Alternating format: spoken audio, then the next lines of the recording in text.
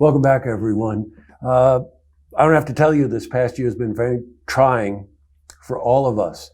And if you look at our segments in our population, the group that really got hit very hard was seniors. And outside the fact that I'm dangerously close there myself, I think. But no, I'm talking about people that, are part of the communities of independent living or assisted living or nursing or whatever. And obviously the virus was very, very dangerous to these people. So we decided to check in with an operation in our area, the Glen at Highland, and their executive director, Andrea, Hebert, to just check in and find out what this past year has been like, how they handled it, what they learned from it, and also what some of their plans are. So here's Andrea. Hello there. Hi. How are you? Thank you for having me. Oh, you're quite welcome. Right before the interview here, I was telling Andrea, my mom is in assisted living, and we followed this with her. It's pretty remarkable. Now, you had mentioned to me, I think, that you've been there 5-6 years. I have, yep. And Andrea, quite honestly, it takes a certain kind of person to do what you do. You have to be caring. You have to understand the word empathy and how, you touch these people's lives in so many different ways, and in many ways become a second family. So tell me what kind of drives you to want to be part of that. Well, honestly, they also enrich our lives, all of our staff. They become a second family to us as well.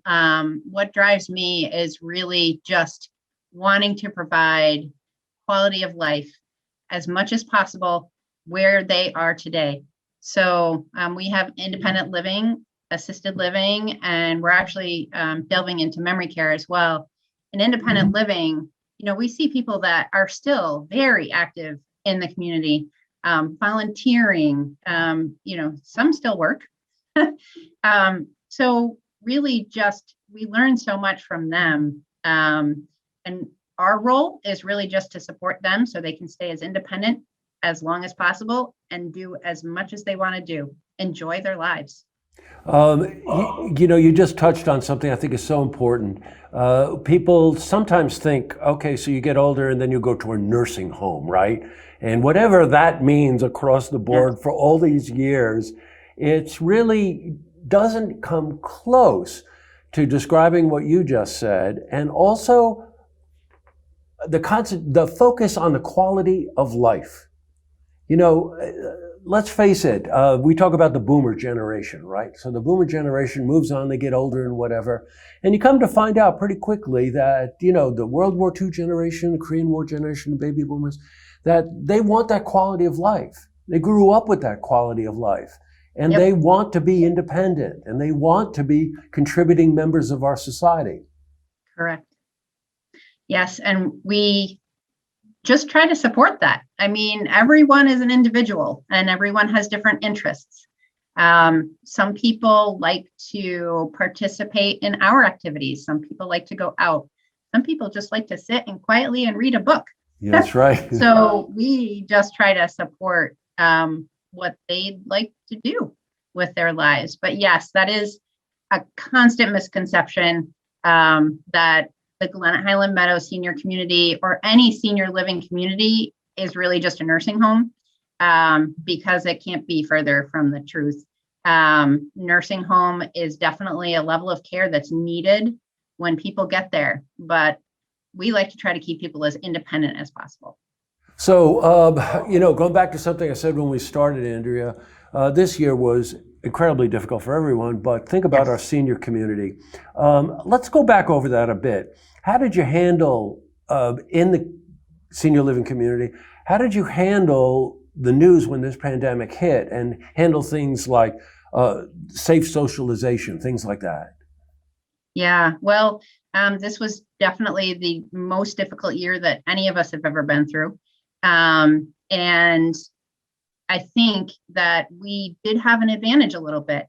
We were able to close our community. Now, granted, there's some definite detriments to closing our community to visitors, but we felt we had to do that to keep our residents safe as possible. So luckily we had only two very mild cases of COVID among our residents, and those were two that actually got it from, these are independent residents. They can come and go as they choose, went out to see family, and came back, but we were able to contain it. So we were extremely lucky, and our residents all stayed healthy. And it was basically through trying to limit visitation, and therefore we were able to allow our residents within the community to still visit with each other in a safe way, masked, distanced, but they still had socialization. People who live out in a home by themselves and maybe had groceries delivered, or things like that, they're just, there's that lack of socialization for almost a year. That definitely is very difficult on people.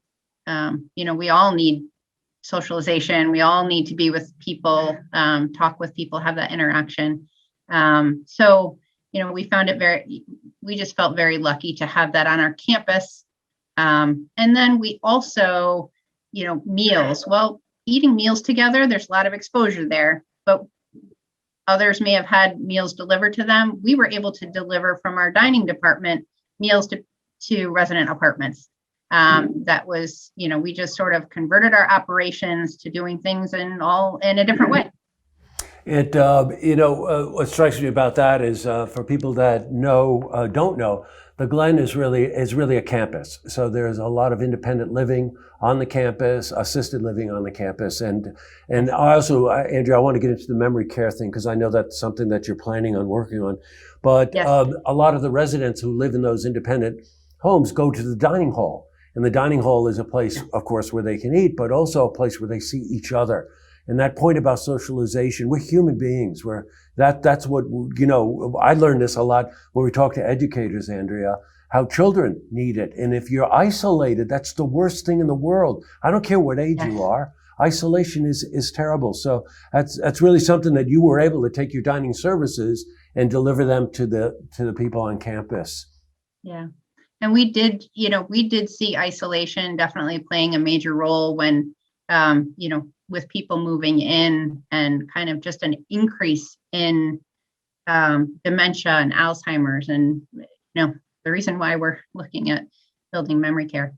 I found it personal note here. It's really heartbreaking when you talk to places, if you have a loved one in senior living, is that you can't see them.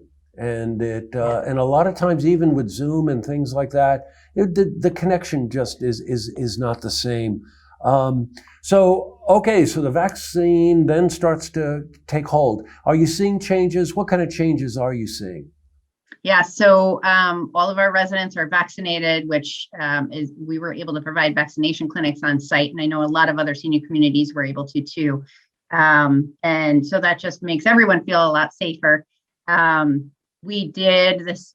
So New York State does regulate the assisted living component, of course.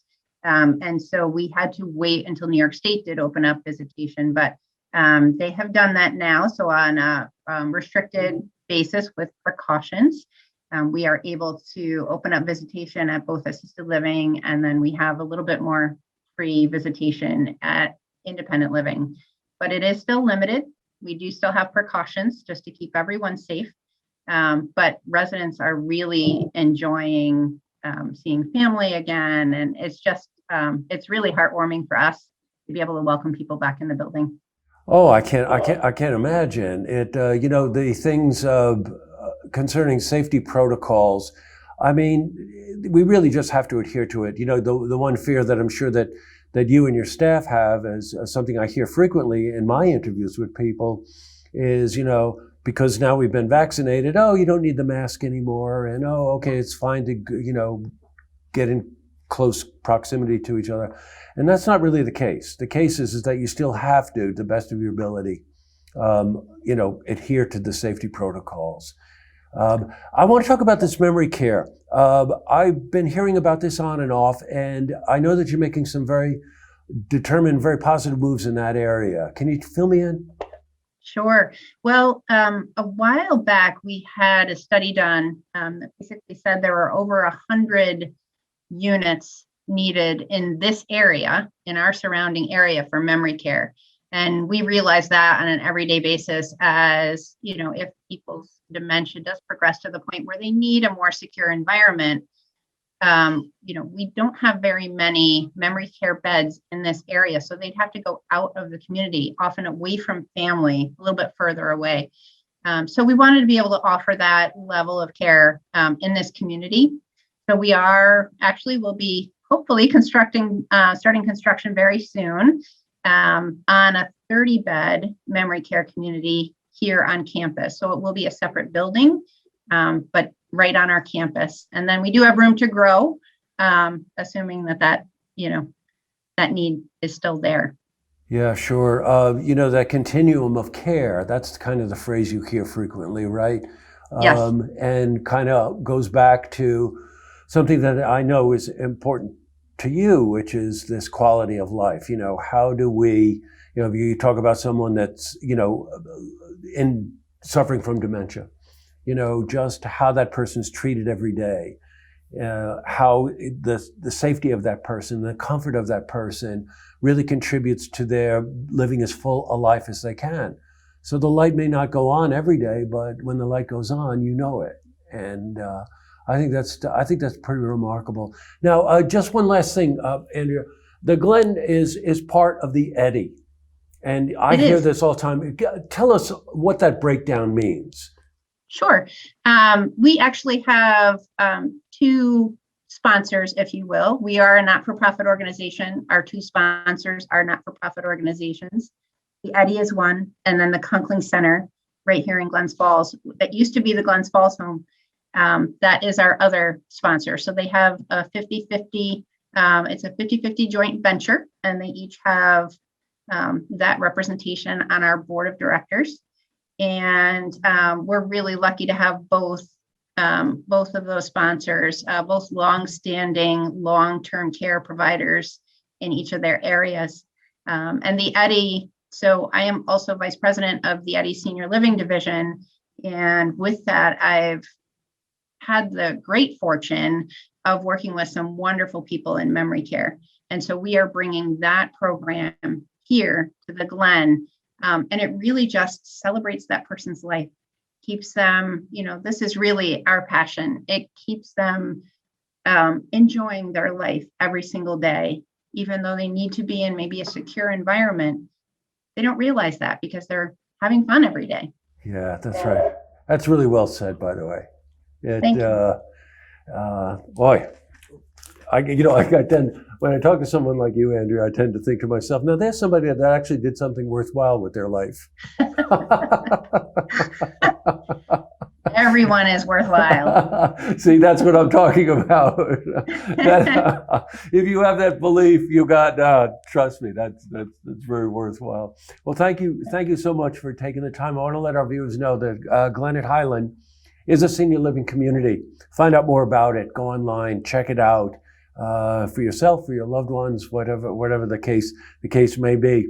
And with this pandemic behind us, quote unquote, be able to check out the facilities and see what goes on up there.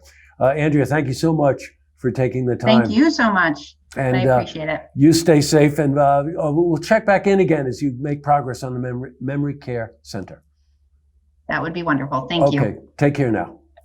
You too. Bye.